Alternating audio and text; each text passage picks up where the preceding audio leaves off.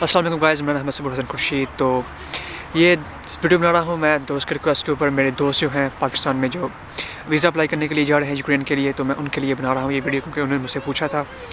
Channel के नीचे comments भी आए थे और कुछ दोस्तों ने इनबॉक्स में भी पूछा था, तो इसलिए मैं ये वीडियो बना रहा हूँ ताकि आपको थोड़ी सी गाइड मिल सके। मैं अपना पर्सनल एक्सपीरियंस शेयर करूँगा। जब मैं वीज़ा के लिए गया था, यूक्रेन के वीज़ा के लिए गया था इंटरव्यू के, तो उसके लिए उन्होंने मुझसे क्या सवाल पूछे थे और जो मेरे दोस्तों के साथ एक्सपीरियंस हुआ वो मैं आपके साथ शेयर करूँगा, ठीक है। तो दरअसल जब मैं यहाँ पे यूक्रेन में आया था तो तब पाकिस्तान में लॉकडाउन लगा हुआ था, ठीक है। तकरीबन हर चीज़ बंद थी। तो लॉकडाउन के दौरान जो इंटरव्यू हो रहे थे उस वक्त, या तो फ़ोन पे ले लेते थे इंटरव्यू आपका वीज़े का, मतलब कि कॉल के ऊपर, फ़ोन के ऊपर, या फिर आपका ऑनलाइन इंटरव्यू होता था जैरिस के ऑफ़िस में। और जब मैं गया था तो मेरा इंटरव्यू हुआ था जैरिस के ऑफ़िस में ऑनलाइन स्काइप के ऊपर। तो जो सवाल उसने पूछे थे मुझसे, मैं आपको बताता हूँ कि वीज़ा जो होता है, एम्बेसडर जो होता है, आपसे कौन कौन से सवाल पूछ सकता है और उसने मुझसे कौन कौन से सवाल पूछे थे। तो तकरीबन जैरिस में अपनी फ़ाइल सबमिट करने के 3-4 दिन बाद मुझे कॉल आ गई थी, आप वहाँ पे आ जाएँ, आपका इंटरव्यू होगा ऑनलाइन स्काइप के ऊपर। तो मैं पहुँच गया वहाँ पे, उनकी जैरिस के ऑफ़िस में पहुँच गया अगले दिन। तो तकरीबन हमने वेट किया सुबह 9 बजे से लेके 12 या 2 बजे तक हमने वेट किया था, क्योंकि हमारे आने से पहले कुछ लोग थे ऑलरेडी और इंटरनेट में कुछ मसला था मेरे ख्याल से, इसलिए जो थी हमारी जो इंटरव्यू था वो थोड़ा लेट हुआ था। हालांकि टाइम 10-11 बजे का था। तो 2-3 बजे मेरा जाकर इंटरव्यू हुआ है। तो सबसे पहले से सवाल पूछता है, जो भी एम्बेसडर होता है वो सवाल पूछता है कि इंट्रोड्यूस योरसेल्फ, अपने आप को भाई आप इंट्रोड्यूस करें। अब इसमें आप बताएंगे कि आपका नाम क्या है, ठीक है, आपकी एज कितनी है, आपकी क्या एजुकेशन है, वगैरह वगैरह। उसके बाद वो आपसे एक लाज़िम सवाल पूछता है, वो होता है कि अपना स्टडी बैकग्राउंड बताओ, अपनी स्टडी हिस्ट्री जो है वो मुझे बताओ, ठीक है। अब इस सवाल पे आपने बताना होता है कि आपने कहाँ कहाँ पे स्टडी की है। जैसे कि ऐसा मैथ था, मैंने बताया कि यार मैंने मैट्रिक यहाँ से की है, मैंने एफएससी यहाँ से की है। उसके बाद मैं चाइना चला गया था अपनी स्टडी के लिए, तो वो मैंने सारा एक्सप्लेन उससे किया कि मेरा जो स्टडी बैकग्राउंड है, जो स्टडी हिस्ट्री है वो मेरी क्या है। उसके बाद वो आपसे सवाल पूछता है कि आपने यूक्रेन ही क्यों चूज़ किया है स्टडी के लिए, ठीक है। फिर आपने बताना होगा, जो मैंने बताया था, मैंने कहा था कि यार यूक्रेन जो है एक यूरोप के लेवल पर है, जो यूरोपियन स्टैंडर्ड पे यहाँ पे स्टडीज़ है, वहाँ लिविंग एक्सपेंसेस कम है, यहाँ पे एजुकेशन की जो कास्ट है वो कम है, इसलिए मैंने यूक्रेन चूज़ किया है स्टडीज़ के लिए, ठीक है। फिर उसने पूछा कि आप कौन सी यूनिवर्सिटी में जा रहे हो और आपका मेजर कौन सा है, ठीक है, आपकी जो फील्ड है वो कौन सी है। मैंने उसे बताया कि मेरी ये यूनिवर्सिटी का नाम है और ये मेरा मेजर है। तो उसने फिर नेक्स्ट जो सवाल मुझसे पूछा था वो ये था कि आपने यही यूनिवर्सिटी और यही मेजर क्यों चूज़ किया है। दरअसल उसने चेक करना होता है कि ये जो बंदा है इसने खुद अप्लाई किया है, किसी कंसल्टेंट के थ्रू अप्लाई किया है, ये जो स्टूडेंट है वो जेन्युइन है या नहीं, ये चीज़ें होती हैं इसमें। उसके बाद वो पूछता है कि आपको सपोर्ट कौन कर रहा है, ठीक है। इसमें आपने बताना होता है कि आपको सपोर्ट, आपका स्पॉन्सर कौन है। अब मैंने उसे बताया कि मेरा, ठीक है, मुझे ये बंदा सपोर्ट कर रहा है मुझे, ठीक है। फिर जो अब इस सवाल के बाद वो एक और सवाल पूछता है कि जो आपको बंदा सपोर्ट कर रहा है उसका काम क्या है, वो कौन सा काम करता है, ठीक है। अब फ़र्ज़ करें आपके वालिद साहब सपोर्ट कर रहे हैं, आपके भाई सपोर्ट कर रहे हैं, जो भी आपको सपोर्ट कर रहा है, जिसका भी एफिडेविट बना हुआ है, जिसकी भी बैंक स्टेटमेंट है, आपने बताना होगा कि वो काम क्या कर रहा है। वो बिज़नेसमैन है, ठीक है, वो टीचर है, वो जो भी है, आपने उसे बताना है कि उसकी ये चीज़ है। उसके बाद उसने सवाल पूछना होता है कि आपके घर में कितने फ़र्द हैं, या फिर आपकी सिबलिंग्स कौन सी हैं, आपकी सिबलिंग्स कितनी हैं, आपके बहन भाई कितने हैं, ठीक है। तो ज़ाहिर सी बात है, जो भी आपके बहन भाई होंगे आपने उसके हिसाब से बताना है कि मैं बड़ा भाई हूँ, मैं छोटा हूँ, जो भी आपका लैब नंबर होगा। आप दरअसल वो चेक कर रहा होता है कि ये जो स्पॉन्सर है ये घर में सिर्फ एक ही है, एक ही बंदा जो है वो कमा रहा है। अगर इस घर में फ़र्ज़ करोगे फैमिली बहुत बड़ी है, ठीक है, और एक ही स्पॉन्सर है, एक ही बंदा कमाने वाला है, तो वो कैसे अफोर्ड करेगा आपको आपकी स्टडी अब्रॉड में। उसका ये दरअसल ये सवाल का मतलब होता है, उसने ये चीज़ चेक करनी होती है। आप उसे बता सकते हैं कि मेरे घर में ये एक बंदा कमा रहा है और ठीक है, मैं इस नंबर पे आता हूँ और मैं स्टडी के लिए बाहर जा रहा हूँ, वगैरह वगैरह। उसके बाद मुझसे उसने सवाल पूछा कि आपका फ़ेवरेट सब्जेक्ट कौन सा है, स्टडीज़ में आपका जो फेवरेट सब्जेक्ट है वो कौन सा है। तो मैंने उसे मैथ बताया था कि मेरा जो फेवरेट सब्जेक्ट है वो मैथ है, ठीक है। मेरे दोस्त ने फिज़िक्स बताया था।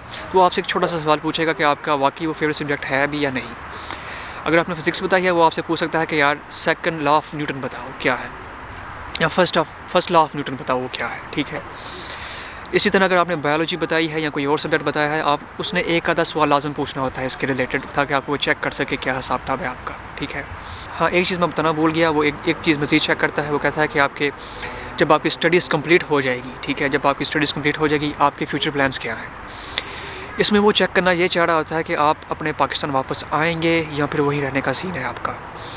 अब जो भी होता है, जो भी कंट्री वीज़ा होता है, वो तब रिजेक्ट करते हैं आपका जब उन्हें ये शक हो जाए कि आप वापस नहीं आएंगे।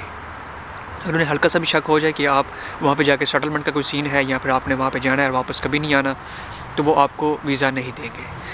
नहीं देने से हमारा ये है कि आपके जो होता है वो रेशो कम होगा। आपने करना ये है कि आपने उसे बताना है कि मैं अपने वतन से, अपने मुल्क से मोहब्बत करता हूँ, ठीक है, मैं अपनी फैमिली से मोहब्बत करता हूँ, मेरी फैमिली जो है वो वहाँ पे अपने पाकिस्तान में रहती है, मैं वहाँ पे स्टडी करने, मेरा सिर्फ वहाँ पे जाने का मकसद स्टडी करना है।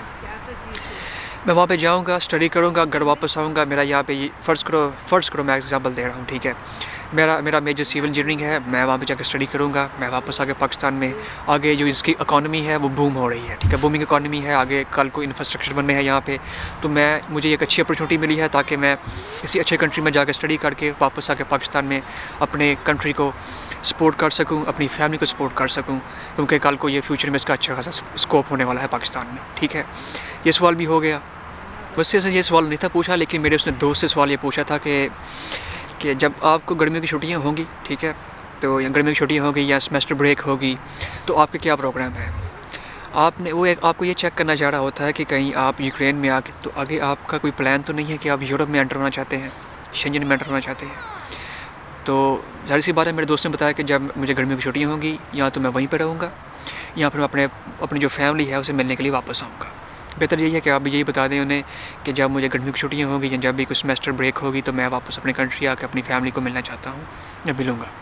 क्योंकि इससे ये होता है कि इससे आप अपनी टाई शो करते हैं अपनी फैमिली के साथ कि यार मैं वापस आके अपनी फैमिली से मिलना चाहता हूँ, मैं उसे मिस कर रहा हूँ और मेरा फैमिली के साथ अच्छा कनेक्शन है।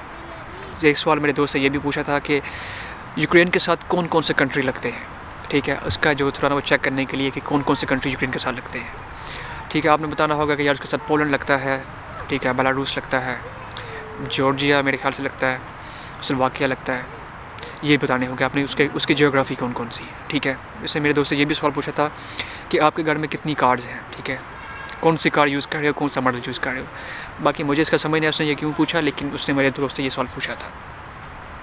बस उन्हें चेक करना होता है आपको कि यार आपकी जो फाइनेंशियल स्टेज जो सिचुएशन है आपकी वाकई वही है जो आप बताना चाह रहे हैं उन्हें, ठीक है। उन्हें बस बातों बातों में आपसे एक जो होता है ना आपकी पूरी आपको रिकॉर्ड करना होता है आपको कि आपके एक्सप्रेशन देखने होते हैं उन्होंने, तो ये चेक करना है। तो बाकी जो भी है यार कॉन्फिडेंट रहो, उनसे कोई मसला नहीं है, वो खाने वाला नहीं है आपको, ठीक है, कोई मसला नहीं है, आपको कुछ नहीं करने वाला, वो सिर्फ अपना काम कर रहे हैं, ठीक है। उनके लिए ये नहीं है कि आपको उन्होंने वीज़ा बिल्कुल नहीं देना, उन्होंने सिर्फ अपना काम कर रहे हैं। उन्होंने ये चेक करना होता है कि यार जो बंदा है वो कहीं आगे भागने वाला तो नहीं, जो स्टूडेंट वहाँ पे पढ़ने के लिए जा रहा है वो वाकई पढ़ने वाला है या फिर वहाँ पे जाके काम करेगा सिर्फ और सिर्फ, या फिर वहाँ से जाके भाग जाएगा या कोई इलीगल रहेगा वहाँ पे। तो उन्होंने सिर्फ अपने कंट्री को प्रोटेक्ट करना होता है, उन्हें बचाना होता है, ठीक है। तो इसलिए घबराने की कोई ज़रूरत नहीं है। तो इसलिए सबसे पहले आपने घबराना नहीं है वहाँ पर, ठीक है।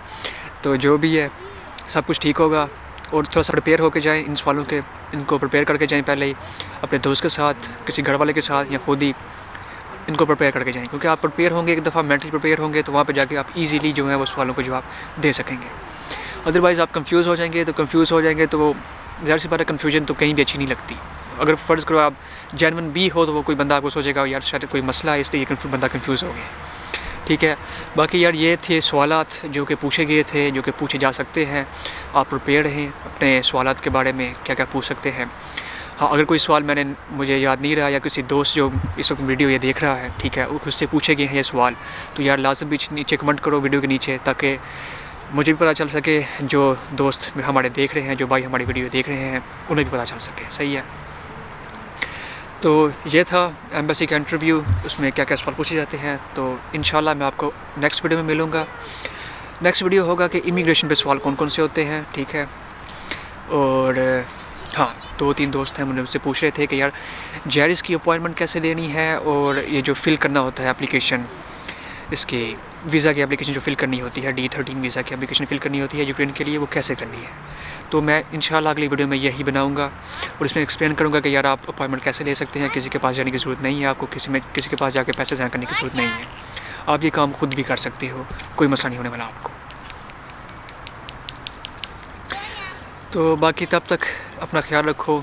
सही है। अल्लाह हाफ़िज़। Take care of yourself, bye bye.